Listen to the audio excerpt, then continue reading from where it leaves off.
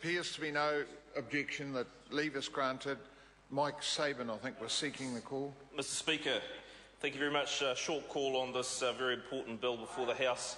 The previous Speaker made mention of the pricing capacity.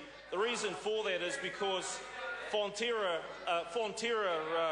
processors have to be in a position to process all the milk in case of competitors that they are required to supply under this legislation choose not to take it. So they have to be in a position to process that. Mr Speaker, I just want to briefly come to discuss the huge implications of this legislation, and I just want to commend members of the Select Committee, which I've been privileged to be a little bit a part of, from across the political spectrum, and the robust and the integrity shown by members to tease through this very important legislation and work it as it should be, Mr Speaker. I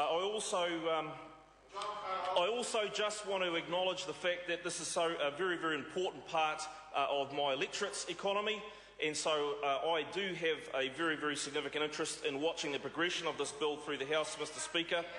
And at the end of the day, what this legislation is about, what dairy is about ensuring that we have the most efficient dairy industry possible in this nation, Mr Speaker. Sorry? Well, certainly.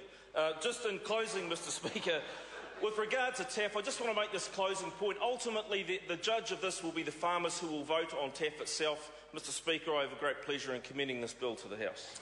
This is a split call, 2 5-minute calls, so a 1-minute bail. Honourable David Cunliffe. Thank you, Mr Speaker, and members opposite may be wondering why an Auckland member is taking a call on this bill.